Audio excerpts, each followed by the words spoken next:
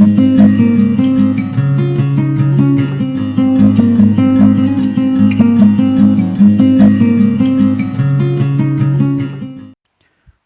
दोस्तों, मैं आशीष आप सभी का स्वागत करता हूं अपने YouTube चैनल माई स्कूलिंग में। आज हम बात करेंगे बिग डेटा के बारे में। जैसा कि आप में से बहुत सारे लोगों ने बिग डेटा के बारे में सुना होगा और आजकल आप कहीं भी किसी से भी पूछते हो कि मुझे आईटी इंडस्ट्री में करियर बनाना है या फिर मुझे कुछ एडवांस लेवल की टेक्नोलॉजी सीखनी है, तो हर कोई आपको बिग डेटा के बारे में सजेस्ट करेगा। तो आज हम इस वीडियो में ये जानने की कोशिश करेंगे कि एक्चुअल में बिग डेटा होता क्या है और उसकी कौन कौन सी कैरेक्टरिस्टिक्स होती हैं। क्या बहुत लार्ज वॉल्यूम के डेटा को ही बिग डेटा कहा जाता है या फिर कुछ और कैरेक्टरिस्टिक्स भी हमें ध्यान रखनी होती है जब हम बिग डेटा को डिफाइन कर रहे होते हैं। तो यदि हम इस पूरे वर्ड की बात की जाए तो हर 60 सेकंड में बहुत सारी एक्टिविटीज़ हमारे आसपास हो रही होती हैं, जैसे कि 600 प्लस न्यू वीडियोस 60 सेकंड के टाइम में यूट्यूब पे अपलोड होते हैं, 70 प्लस न्यू डोमेन रजिस्टर होते हैं, 60 प्लस न्यू ब्लॉग्स क्रिएट किए जाते हैं, 1500 प्लस ब्लॉग्स पोस्ट होते हैं, 170 near about million email send किए जाते हैं, around 7 lakh search queries fire की जाती हैं गूगल सर्च इंजन पे, एंड लाइकवाइज बहुत सारी एक्टिविटीज़ यहाँ पास हो रही होती हैं 60 सेकंड के टाइम में। तो यदि हम इन एक्टिविटियों पे ध्यान दें और इनके परिणाम स्वरूप हम ये जा, जानते हैं कि बहुत सारा डेटा हमारे जनरेट होता है और उस डेटा को हम बिग डेटा डिफाइन कर सकते हैं। बट उस उसके अंदर कुछ कैरेक्टरिस्टिक्स होती हैं, कुछ प्रॉपर्टीज़ होती हैं उसकी। यदि उस डेटा में वो सारी प्रॉपर्टीज़ मैच करती हैं तभी हम उसको बिग डेटा कहते हैं। और उस इन प्रॉपर्टीज़ को हम 5V model of big data के नाम से जानते हैं। इसमें से पहला वी स्टैंड करता है वॉल्यूम के लिए। तो बिग डेटा का मेनली नाम बिग डेटा इसीलिए पड़ा क्योंकि इसके वॉल्यूम की वजह से, ये बहुत ज़्यादा लार्ज अमाउंट ऑफ डेटा की वजह से, for example 100 of terabytes of data generate हो गया, या फिर हम ये कह सकते हैं कि जो डेटा पहले गीगा बाइट्स में हुआ करता था वो आजकल जेटाबाइट्स और योटाबाइट्स में हो गया है। ये जो मैंने अभी टर्म्स यूज़ किए हैं, टेराबाइट्स, जेटाबाइट्स, योटाबाइट्स, ये एक यूनिट होती है डेटा को मेज़र करने के लिए।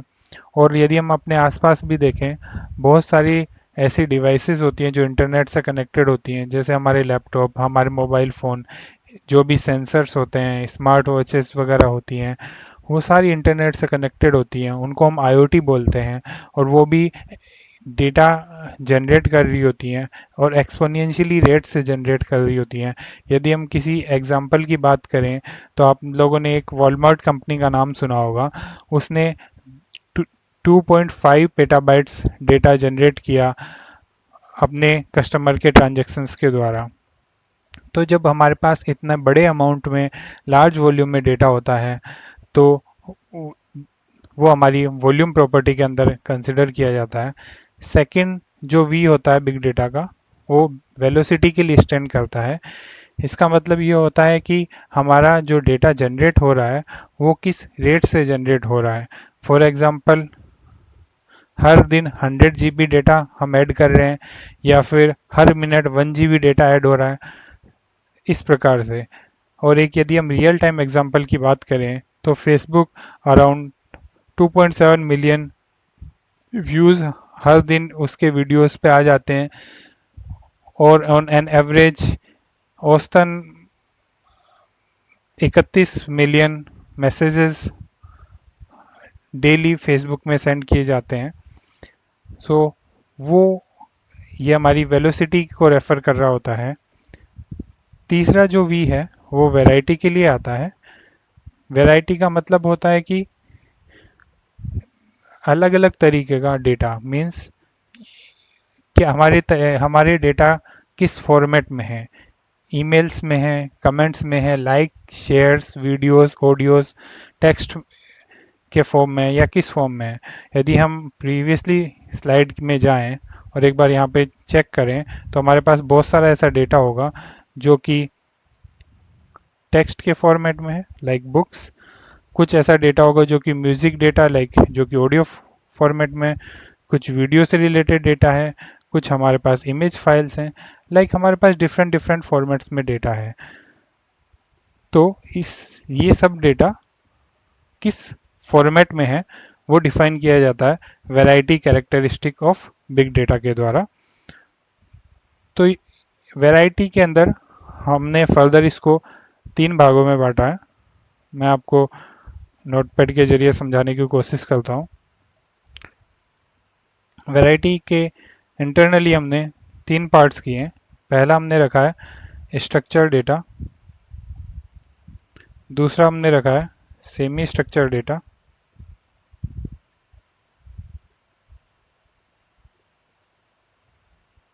एंड तीसरा हमने रखा है अनस्ट्रक्चर डेटा।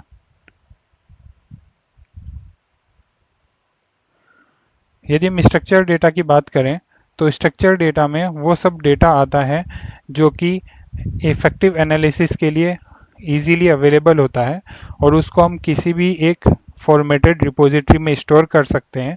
जैसे कि हम किसी भी एक डेटाबेस में स्टोर कर सकते हैं, फॉर एग्जांपल सीक्वल सर्वर वगैरह में, और डिफरेंट रोज एंड कॉलम्स की मदद से हम उसको किसी भी डेटाबेस में इजीली सेव कर सकते हैं। और इस टाइप का जो भी डेटा होता है वो आजकल मोस्टली यूज़ किया जाता है फॉर डेवलपमेंट पर्पस के लिए और इंफॉर्मेशन मैनेज करने के लिए। और इसका सिंपल एग्जांपल जो हम बात करेंगे वो होगा relational database.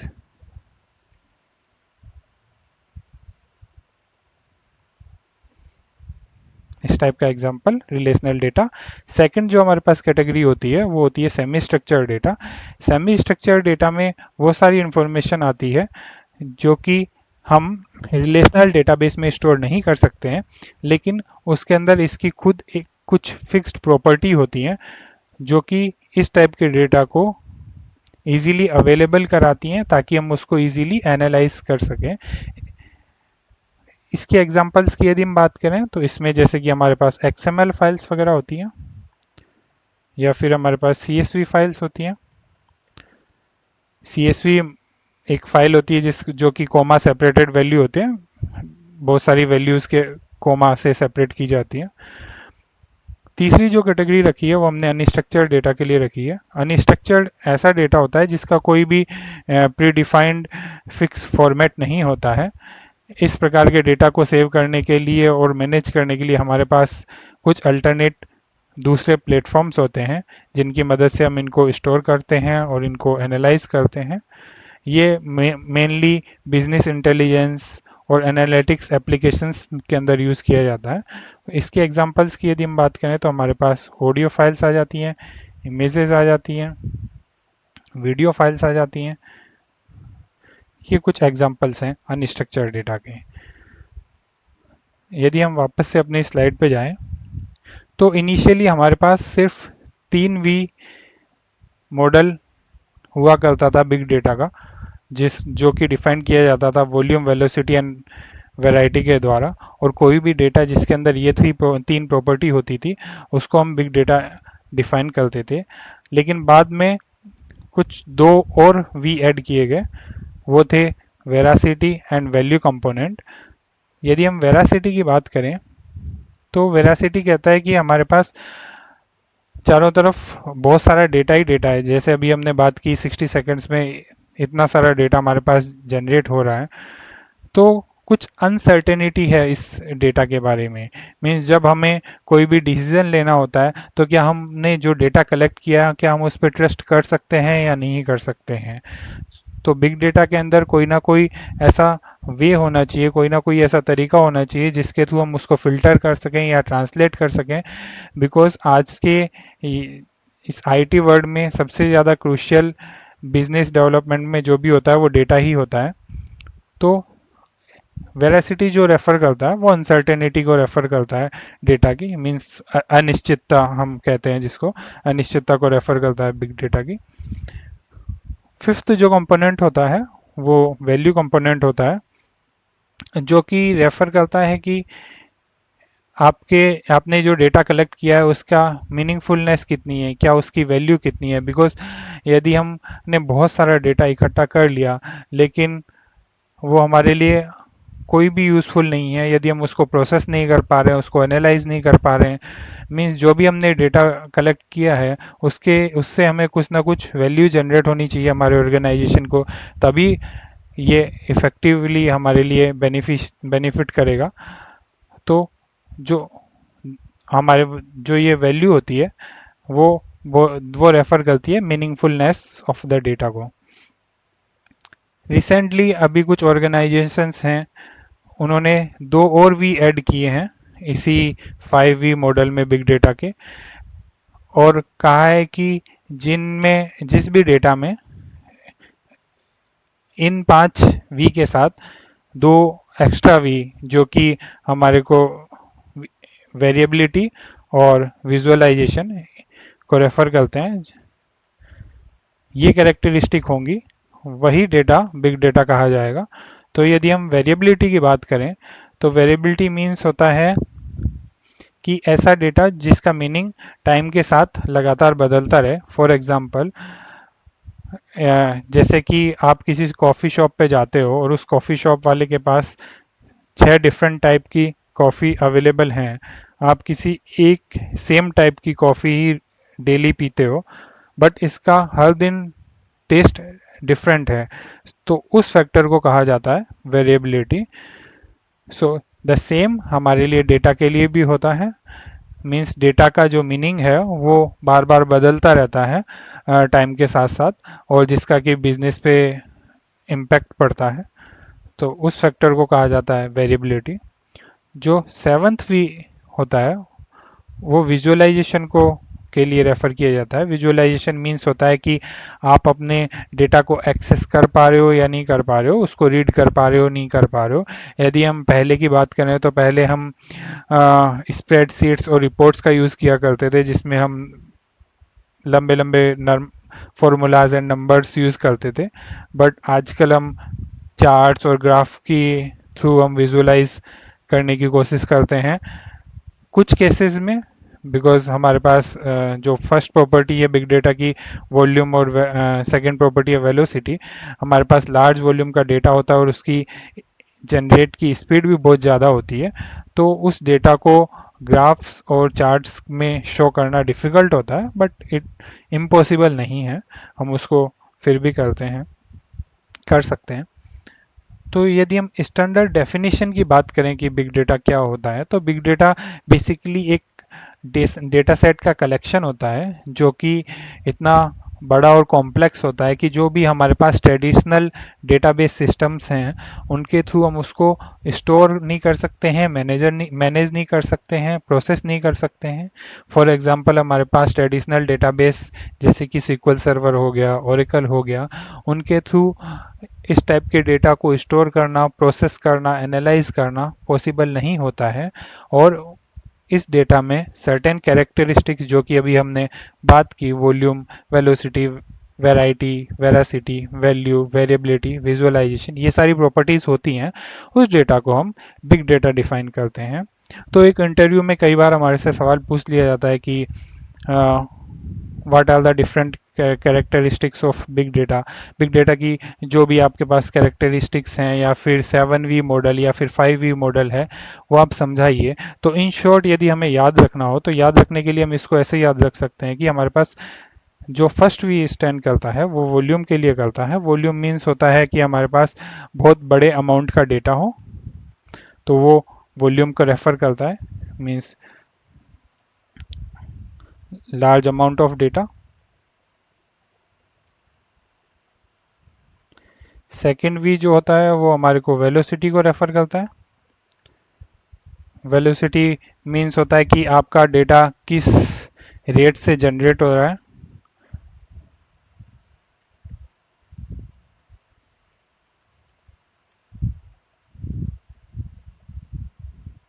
Third we variety को रेफर कर रहा होता है। वैरायटी मीन्स होता है कि आपका फॉर्मेट क्या है डेटा का, जिसके अंदर हमारे पास तीन डिफरेंट कैटेगरीज हैं: structured data, semi structured data and unstructured data.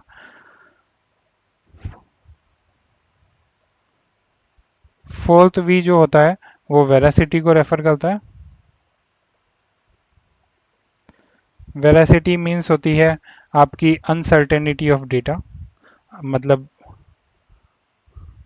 अनिश्चितता है आपको डेटा को लेके कि आपको कोई भी डिसीजन लेना है तो जो डेटा आपने कलेक्ट किया है वो करेक्ट है या नहीं है।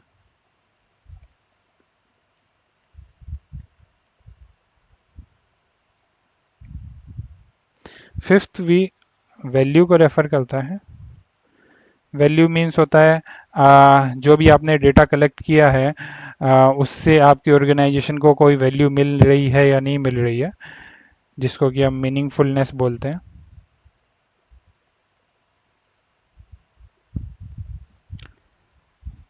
सिक्स्थ वी वेरिएबिलिटी को रेफर करता है।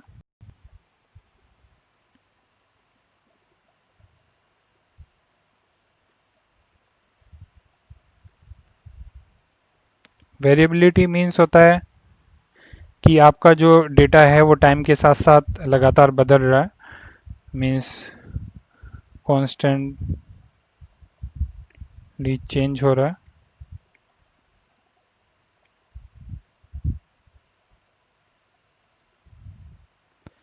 सेवंथ वी जो होता है वो विजुअलाइजेशन को रेफर करता है। विजुअलाइजेशन मतलब होता है कि आप उसको एक्सेस कर पा रहे हो, रीड कर पा रहे हो या नहीं कर पा रहे हो थ्रू डिफरेंट चार्ट्स और ग्राफ की हेल्प से।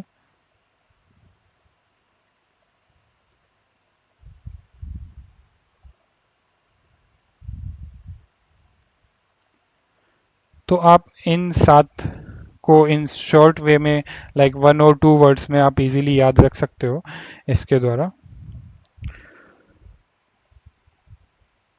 सो इस वीडियो को देखने के लिए आप सभी का बहुत बहुत धन्यवाद। मैं उम्मीद करता हूं कि इससे आपको बिग डेटा को समझने में मदद मिली होगी।